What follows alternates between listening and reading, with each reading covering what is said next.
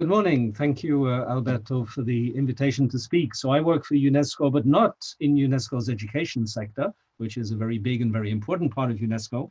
I work in the social and human science sector of UNESCO on issues of social transformation. So I'm looking at education from the outside, but of course, well aware of what my colleagues in education are doing and aware of some of the contradictions they have to deal with.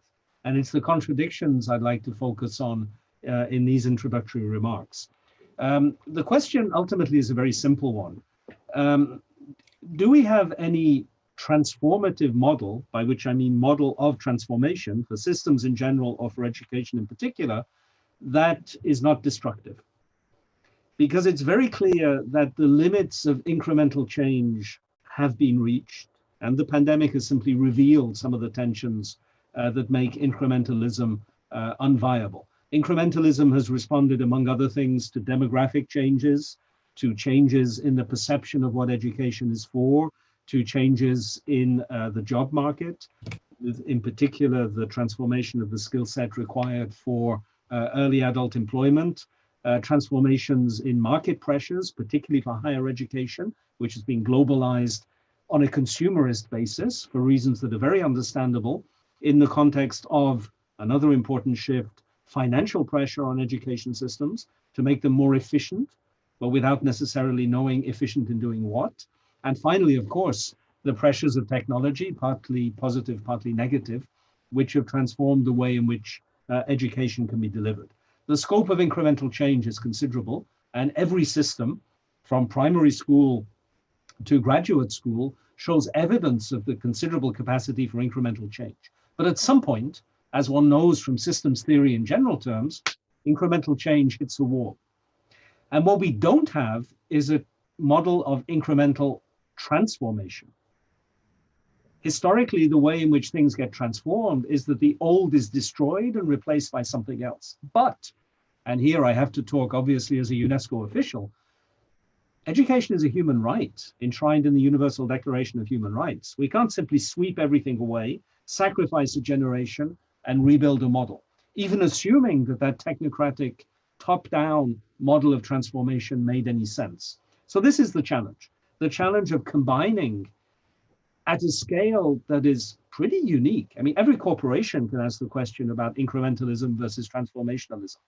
But if they get it wrong, it hurts their workers, shareholders, suppliers, and so on.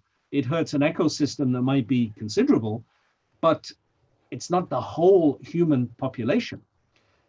And if we say that human beings have an inherent human right to education, we have to be able to specify to what and ensure that the transition between the old system and the new system preserves that right. And that's the challenge we face. And it's a challenge that, of course, goes in the direction of institutional conservatism and tends to entrench additional models of incrementalism where you try to add something to a system that actually doesn't accommodate what you're trying to add to it. You try to massify higher education without changing its fundamental character. And then you're surprised that it doesn't work. You try to graft technology onto teaching methods, and unsurprisingly, the graft doesn't take too well. You try to include ever more new areas of learning in the curriculum, and you're surprised that there are no longer enough hours to teach basic skills, literacy, numeracy, and so on. And this is what I would like to discuss here. My 5 minutes are basically up. I won't go any further than that, than to raise this question.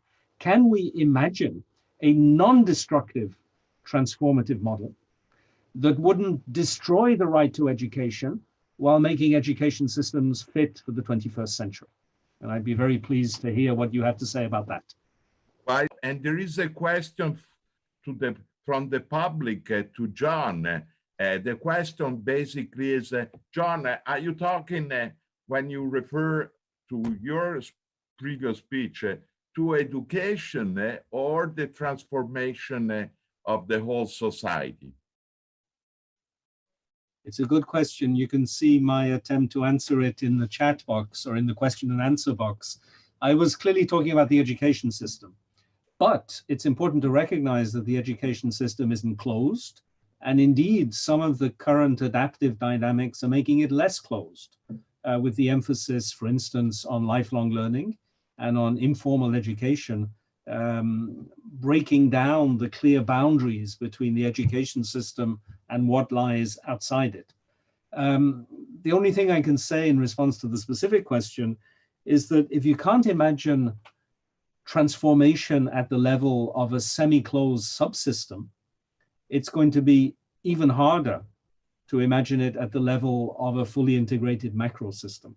So maybe let's start with the education system, treating it as semi-closed, recognizing that its closure is incomplete and perhaps less complete than it used to be, and see how far we can get with that. But of course, there are broader social dynamics that are going to impact on every aspect of access to education, performance in education, social consequences of education, obviously. Thank you. And there was another question from the public asking probably to Vishal that raised the topic. So the question is, first of all, what are the barriers? But I don't think we only need to name barriers.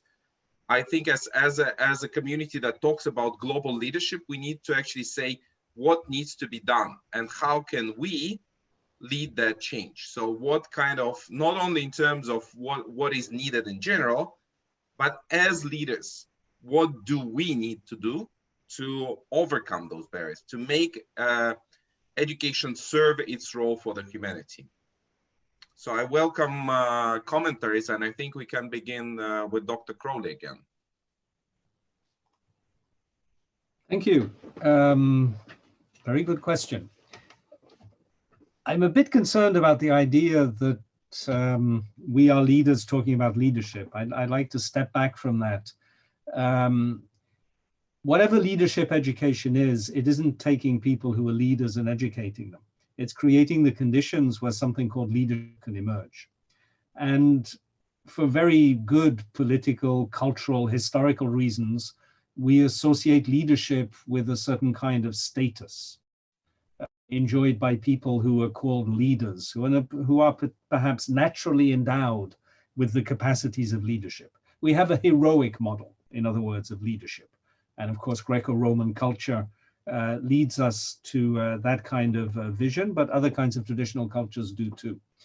Maybe one of the transformations we need is to recognize the importance of leadership as a function, not a status. Leadership is something that can be practiced at many different levels and can be practiced by different people at different times.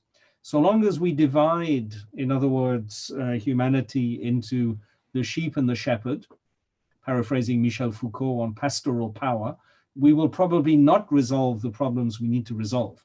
And of course, this goes back to the earlier question of, can you transform education in isolation without referring to the broader social system of which education is part? Clearly, the ideas of authority, power, and leadership that are part of our cultural unconscious and which lead us to the kind of elite education for leaders that has been implemented in every country. France is an excellent example. I'm a graduate of what's now called Sciences Po, which was created as the École Libre des Sciences Politiques in 1871 by a man called Émile Boutmy, who now has given his name to the biggest lecture hall in the institution, as a direct response to the supposed crisis of leadership that led France to lose the Franco-Prussian War of 1870. The idea that you need an insulated elite, carefully trained in hothouse conditions, you know, like a greenhouse with extra CO2 and so on, to make them leaders, the leaders that by the selection process, they by assumption already were at the beginning. We have to really change that. How to change it is not obvious.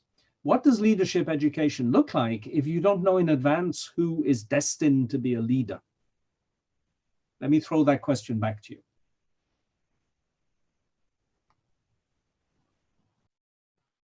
Any last comments?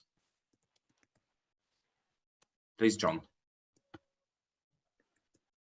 Yeah, just thank you for all those comments. Just to agree with the key point that's just been made by several of you, that we're talking about issues of a political nature. And that's not a problem, and we shouldn't be shy about it. Education has always been a political project.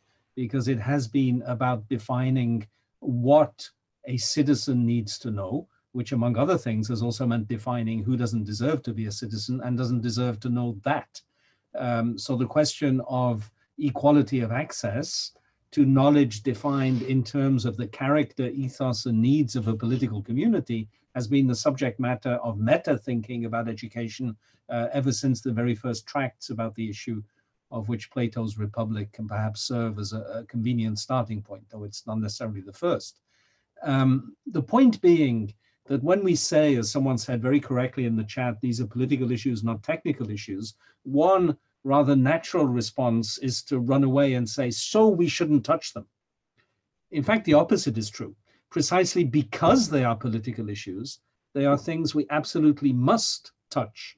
Of course, for an organization like UNESCO, this is very difficult because for us, political means diplomatic, and the conditions of political possibility are determined by diplomatic consensus, which is necessarily a minimal consensus, often strongly biased towards the status quo, because it's very difficult to get a consensus on any particular direction of change, even if the status quo is not necessarily popular. But at the same time, everything we're saying about the nature of leadership is also a series of statements, implicit or explicit, about the kind of society within which things need to be led, processes, communities, groups, and so on. And those statements are by definition political statements. And I'd just like to close thinking to everything that's been said. For various reasons, the face of Benjamin Barber came into my mind. I don't know if you're familiar with his work, an eminent political theorist who died a couple of years ago, with whom I worked in the 1990s. One of his books, he was a theorist of democracy, a very big admirer of Jean-Jacques Rousseau in particular.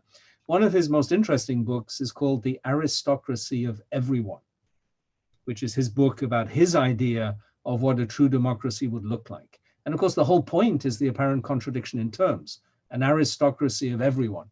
Every cultural framework we have for thinking about aristocracy, the government of the best, in other words, our idea of heroic leadership, is premised on the idea that only a few can be the best.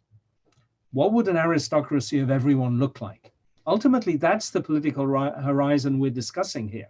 And even though the book I'm referring to was published over 20 years ago, it is still the horizon that we need to grapple with. The easy option is to say that's too political. Let's focus on technical things like skills for jobs. But we know that doesn't work. So let's not be shy. Let's actually embrace the challenge of being thoroughly and explicitly political, which means there will be fundamental disagreements about the political nature of what we're talking about. But there's no way of evading them. They are the subject matter. They're not roadblocks on the way to the subject matter. Let's try to build that aristocracy of everyone through education.